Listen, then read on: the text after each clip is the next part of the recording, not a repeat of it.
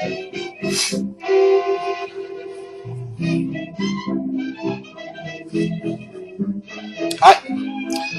and happy Easter to those of you who have been celebrating that. I'm listening here to this on the old ducks. I picked up the old ducks and listened to Louie Armstrong story, Volume 1, Dutch album with recordings from the late 20s that I found the other day during my Easter hunt. But my Easter hunt wasn't for, well, chocolate eggs and stuff like that. It was for records. And I thought I'd show you the things I found during this Easter. Living in Stockholm, I'm happy to say that it's quite possible to find open record stores with interesting records. Even during the Easter season. So let's see. I think we'll start from the cheapest up to the more pricey stuff that I found. And I went to a store in southern Stockholm. I think I'll turn down something too. That has open it has open all the days. And I went there yesterday when many stores have closed because it's the second day after Easter. That's a red day here too. So, but I went to this store and I got a nice bunch of interesting records and not too pricey either. First of all, they had jazz albums for around $1 a piece, most of them in very good condition, or at least fairly good condition, and I bought some of those. And this first one, this Dutch Odeon, the Louie Armstrong story, is one of them. Recordings from the 1926-1927. This issue is from probably late 60s or early 70s. I haven't been able to find any record or any date on it. But it sounds good. It sounds good. Then I have another bit older issue from 1953. I managed to find out that this is from 1953. Louie Armstrong and Earl Hines. Recordings from the 20s on Philips.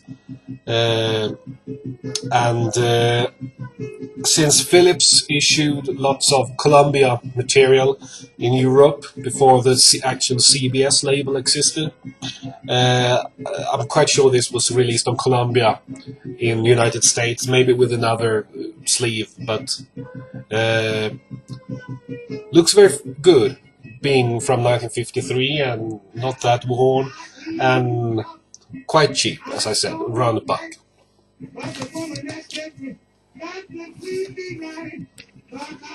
Okay, some more Satchmo. I've got lots of Satchmo here. European concert recordings by Ambassador Satch and his All-Stars. Recordings from his European concert tour of 1955. This is a later issue on the CBS Special Products or Columbia Collector Series. I think it's from 1973, this issue.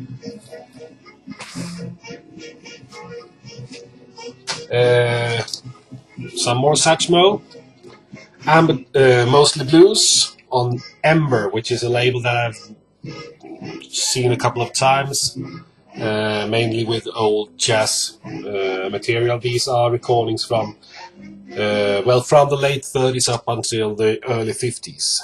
Louie Armstrong with Jack Teagarden and Fats Waller. Also very cheap.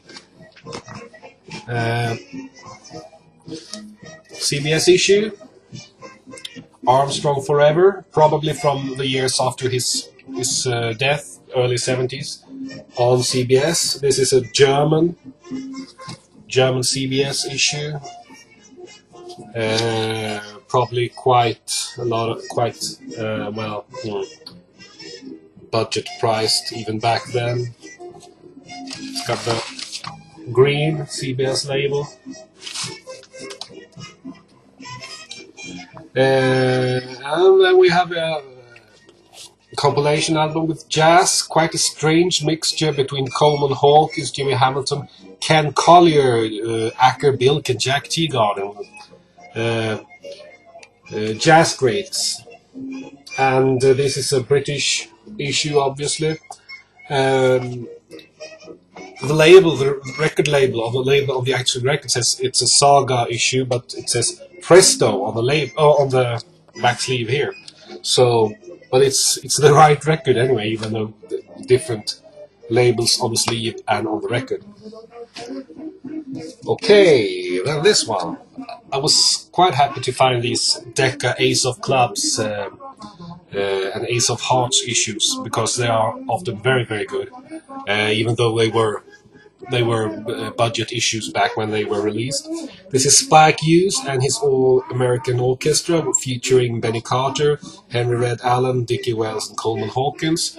Recordings from the early 30s, 1933. Actually, all of the recordings are from 1933. And this issue is from, not sure, early 60s I would suspect, or maybe late 50s. Ace of Hearts, Andy Kirk, Clouds of Joy, recordings from 1930 and from 1930, I think, late 20s, early 30s. This is an issue from 1960 something. I knew I saw it before. Anyway, and liner notes by the late great discographer Brian Rust, which always, to me, is a sign that this is a very good issue with interesting music, because he had great knowledge and also quite a great taste in good jazz. Okay, here is a issue with the bass saxophone giant Adrian Rollini, but he didn't just play the bass saxophone, he played lots of different instruments. And on this actually record he plays the vibraphone and xylophone mainly, and these are not recordings from the 20s, they are a bit later, from the late 30s until 1940. His quintet, his trio featuring Bobby Hackett, and this is an issue on the label Tax, which was a Swedish label for old jazz recordings. I don't know that much about it, but the label has a dachshund as their symbol, because the Swedish word for dachshund is tax. Okay. Another Ace of Hearts here. Rhythm is Our Business, Jimmy Lunsford and his orchestra. I love the sleeve, lovely issue. Recordings from the mid-30s. And this issue is from 1967. Very happy to find this. Also quite cheap. Then we have a double album with the original Dixieland Jazz Band. RCA issue, obviously from the 1970s. I have a CD with the ODJB before. I haven't got any original 78 RPMs, I'm sad to say, so far anyway. But these are the first steps of the recorded jazz. Some say, no, this wasn't jazz, this is definitely not jazz, but who cares? It's the first tiny steps of jazz from the late 19-teens and the early 20s. Yeah, and this is a double album, a French double album on the RCA, the Black and White series, a quite famous jazz album series. Was happy to find this. Oh yeah, we got Chick Bullock, not anything else, and his Levy Loungers, 1933 to 41, featuring Teddy Wilson, Bill Coleman, Benny Morton, and Mills Blue Rhythm Band. Quite a sweet sleeve with Chick here. This is an issue on the label Everybody's, which was a Swedish label that issued old jazz recordings from the 20s, 30s. I don't know that much about it. I've just seen it a couple of times before. But the other issues I've seen on this label has been quite good transfers. Although I really don't know who had this label. Maybe some could tell me. If you'd like to see what the label looks like this. Everybody. Okay. Then another album in the VJM Time Span Recording Series, Johnny Dunn's Original Jazz Hounds, 1921 to 1923, with liner notes by Brian Rust, and this is an issue from, well, sometime, probably mid-60s, maybe early 60s. Very happy to find this. The recordings are very early jazz from the early 1920s, as you can see here. Okay, that was the jazz part. Then I really thought, well, I would like to find some Johnny Cash albums that I don't have and that aren't too expensive. So I found a couple of Johnny Cash albums from his mid-period, mid-70s, late 70s. We've got John R. Cash from 1975 on CBS. Many of these were that successful back then, and some say, well, they aren't that good either, but still. Johnny Cash is Johnny Cash. And we got this album, The Rambler, from 1977, also on CBS. And from 1978, or is it 79 even? 78. Gone Girl, this is an American issue on Columbia.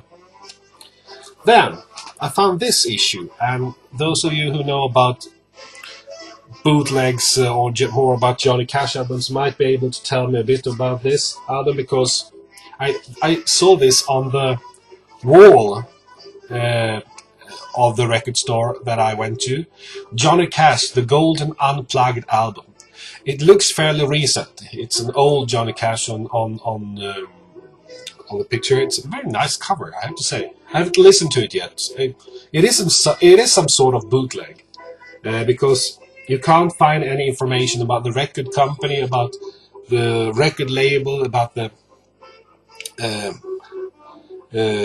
when it was issued, and so on. It just says that there are soundtrack outtakes from I Walk the Line, and so that shows it's fairly recent, because it wasn't that many years ago since the I Walk the Line movie was around. So then some American outtakes and some live recordings from the 1990s, and a track from the Columbo Swan Song soundtrack from 1974. It's a very weird issue. I haven't listened to it yet, but some of you may have seen it. I have never seen it or heard of it before, so there are quite a lot of bootleg records with Johnny Cash, with spare American outtakes, but I haven't seen this before, so I bought it. I thought it looked very nice. Very nice sleeve, I have to say. I haven't listened to it, so I can't talk about the rest. Okay. Then over to... I bought all these records in the same store at Södermalm, Micke Serier och Vinyl. And a couple of days before that, I went to a store and bought some new vinyl. So I thought I'd show you that too. First, I was lucky to find this box of Elvis Presley, the Sun Singles Collection. It's a fairly simple but pleasant box with reproduction singles of the 5 singles Elvis made for Sun in reproduction sleeves, but in yellow vinyl.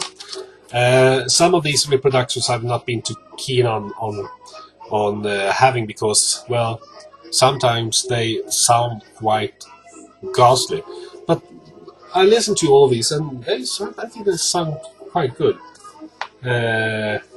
And since I will probably never afford to have the original Sun singles, it's a fun thing to have in your collection. Okay. Then Bob Dylan, Good as I've Been to You. This is a reissue. The original album came out in 1992, and it's quite expensive because, of course, in 1992 the CD had taken over the major part of the record market. So LPs from 1992 and later are a bit difficult to find. And this is, of course, this is a reissue. The Columbia Music on Vinyl project, and I like this because it's Bob Dylan back to his roots, playing simple versions of folk songs that he hasn't written, or just accompanying himself on the guitar. Of course, his voice starts to sound really hoarse here, but those of you who have heard him later after this recording knows that he sounds even worse now, but still it's Bob Dylan, and he has quite a good guitar playing on this album too. So I was happy to find it, and I was happy not to having to pay the actual price of the original issue, because I've seen that's very expensive sometimes. Oh yeah, over to a record that I really should have had in my collection for a long time, because it's such a famous record and it's with an artist that I like, but for some stupid reason I haven't had it on vinyl before.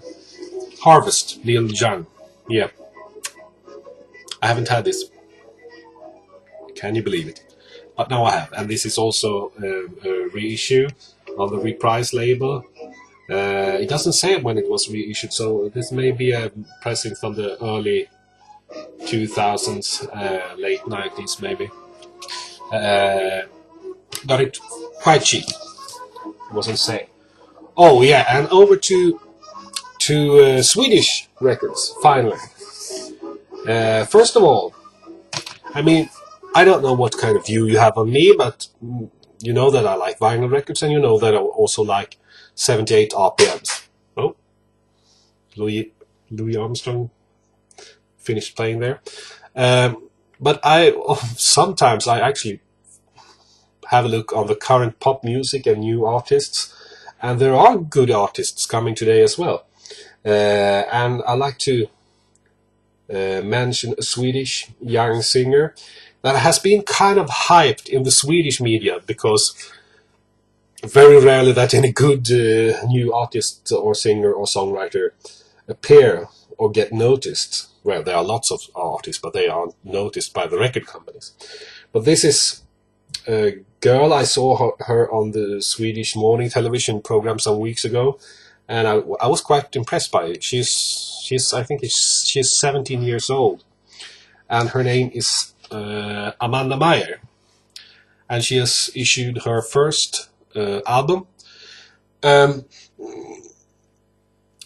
I have to say this, that she's very talented, good songwriter, good and fairly good singer, but she's by music journalists. You know how they are. They like to compare with the old stars. She has been compared with Kate Bush and Dusty Springfield, and I say, what's the point of comparing? Let her try to find her own style. Why do we all have to make these comparisons all the time? And the songs on this album, I think, are quite good, and she sings them well, but I get the feeling that I don't like the production really that much, because very lacking in bass, very lacking in treble. It's the mid register that we hear most of all, and I suspect that the producers that she has worked with has been mainly trying to make these songs sound good on MP3 files, and I think that's a bit of a pity. She deserved better, and I hope when she makes her next album, because, well, this has been quite successful, so I'm sure there will be more, that she chooses some better cooperators to really bring out her talent. She has a kind of a hit single. It's a single from this album called Sense.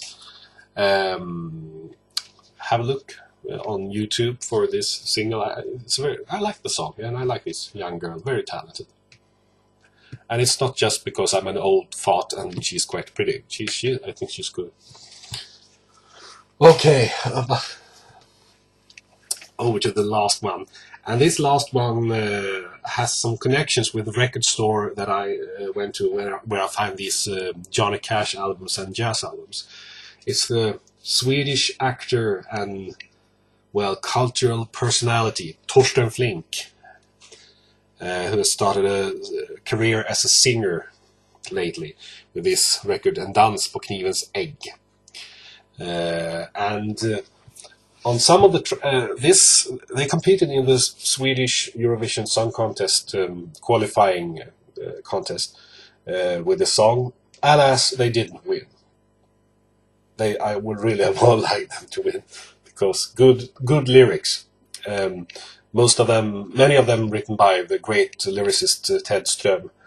And on some of these tracks, he's accompanied by a group called the Revolutionsorkester, the Revolution Orchestra, and the guitar player. One of the guitar players is Kenny Håkansson from Kebnekaise, that I mentioned before, and I'm sure many of you are familiar with.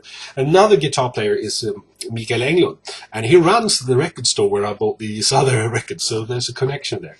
And Torsten Flink is not a very good singer, but he sings with great feeling and passion, and I have to say this is one of my favorite albums lately. So